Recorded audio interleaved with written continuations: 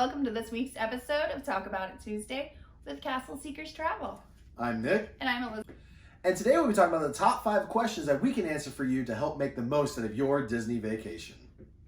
Now, Elizabeth, we've booked several Disney vacations that we've gone on, and you've actually helped other people. I have, yeah. With a Disney vacation before we started Castle Seekers Travel, and even when you're doing those, and when you're doing our own, these are 5 questions that you gotta ask yourself. These are your 5 basic, the things you need to know before you move on. So the first one is absolutely budget. Oh, absolutely. I mean that's not even just a Disney specific one, but you got to know how much money you are willing to spend, right? And I always tell people, is this pre-flights? Is this everything? Is that including your food? You got to know what you're willing to spend. Then the number 2 thing, I would definitely say that's going to also kind of depend on your budget, but your length of stay that you're able to get on vacation. Yeah, some people have very specific length they want to go to based on vacation, or if they have something else. I know when we went to Orlando, we did it around my Friday night football schedule. So you got to know what kind of length and what you're willing to do. Absolutely. Then what would you say the third question is? The time of year that you are wanting to go. So with a lot of vacation destinations, Disney has also gone to date-based pricing. So it might be cheaper in the hurricane months and more expensive in like your summer months when kids are out of school. Other expensive times of year, Christmas. Absolutely, one of the most expensive times. And I would say the second most expensive time of year is spring break. Is it, or is it Martin Luther King, like that? It's the time of year when kids are off, and I think you want to start over? It's the time of year when kids are out of school, and I think they are off more time in the spring break category, but both are very, very busy around the parks too. And that's another thing too. People want to look at crowd calendars to see when it's going to be generally light. And I've heard people, and I said it too, well, I'll never get caught down in a hurricane down there. Well, that was a fun experience I had down there during a Hurricane Irma. But I swear every time we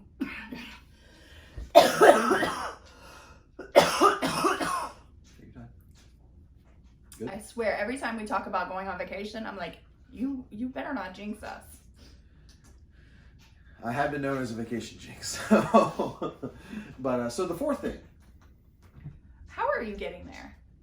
And specifically, how are you getting to your resort? So Disney has changed up a little bit, and that's one of the things we can talk about is, only for a couple more weeks now. Yeah. Disney's going to have Disney's Magical Express, then that will be discontinued. So you got to think about how you're going to get to your hotel. There's still plenty of buses, plenty of private transportation, plenty of Uber, Lyft, those things. But you got those things you got to plan out on how you get there. And are you flying? Are you driving?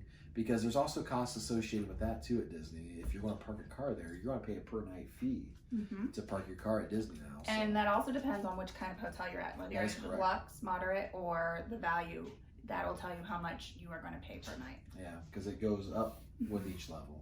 So. But on the side of that is you get free parking at the parks when you are at the hotel. Yeah, they're not going to double dip on you and make you pay to park at the hotel and then make you park if you go to the park and you drive your car. I would still recommend take Disney transportation, but sometimes it's nice to have your own car there. I wouldn't want to at the Magic Kingdom because it's kind of a chore to get to your car at the Magic Kingdom. It's gonna depend on what I've got going on that day. Yeah.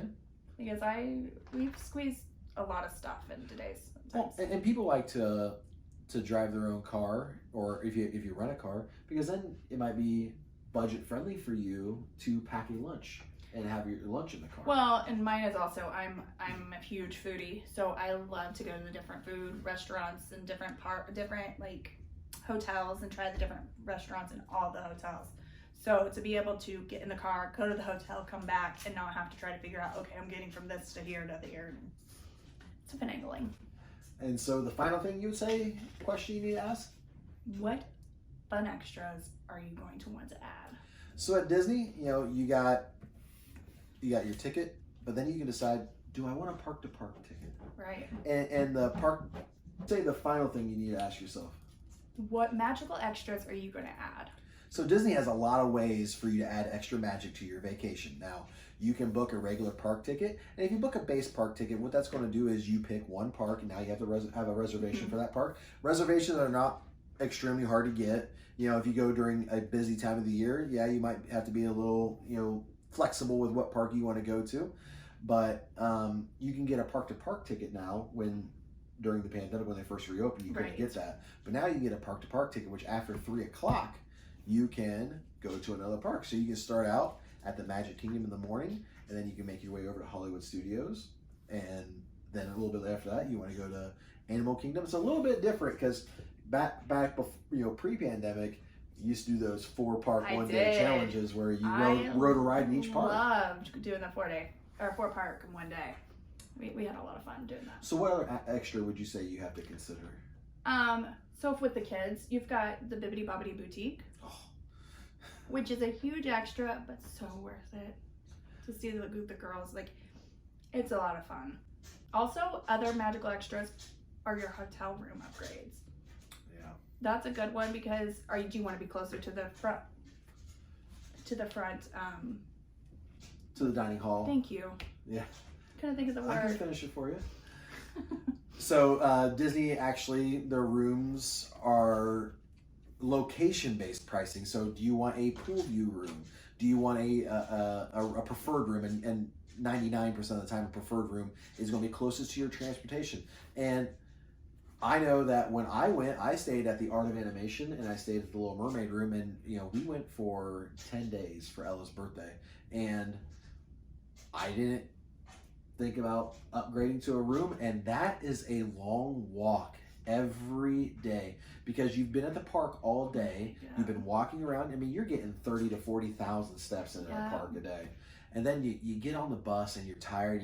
It's because sometimes it's a 15, 20, 30-minute ride back by the time you wait for everybody to get on the bus. And then you get all tight sitting on the bus, and then you got to go out. Kid might be asleep. That's the huge one. And then you got that long walk to your hotel room. So another fun extra, I would say, is an after-hours event. Now, I know people think they look at the after-hours price and be like, Nick, for 3 to 5 hours, it's the same price as a regular park ticket. That is out of line, and I'm not doing it. And I will say you are 1,000% wrong.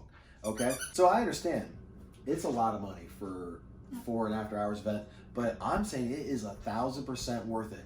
You can walk onto rides during after-hours events. No lines or very, very low lines. So also with an after-hours event, you're going to get all the Coke, Diet Coke, and Sprite that you want, unlimited popcorn, and you're going to get some of that wonderful Disney ice cream. So you can get a Mickey bar. Mm-hmm. You can get the cookies and cream sandwich. Yes, that was really good. And can you get the orange? There was something that wasn't chocolate. Yeah. It was some kind of fruit bar. Yeah. Oh, yeah. It was a fruit bar. You're right. I thought you're so smart. So, and after hours is a great experience. Like, we went to after hours. They didn't have Mickey's Not So Scary Halloween Party, which is another. You got to take your kids trick or treating at the Magic Kingdom. Like, it's such a fun thing to do. But we went to Mickey's After Hours Boo Bash, and that was a lot of fun. And during those events, they're going to have specialty treats for you to purchase. You had the 5 dozen egg shake from Gaston, and we also had that funnel cake that was very, very good. Mm-hmm. But around Christmas, you got Mickey's Very Merry Christmas Party. You have a little experience with the Mickey's Very Merry Christmas Party. They give you cookies and hot chocolate, and it's really a lot of fun. So there's a lot of little extra things you can do to make your Disney vacation just a little more magical, and we can help you out with every step of those along the way. But I think that'll do it for this week. I think so. All right. So remember, folks, there's adventure out there. And we cannot wait to help you plan it. Have a great week, guys.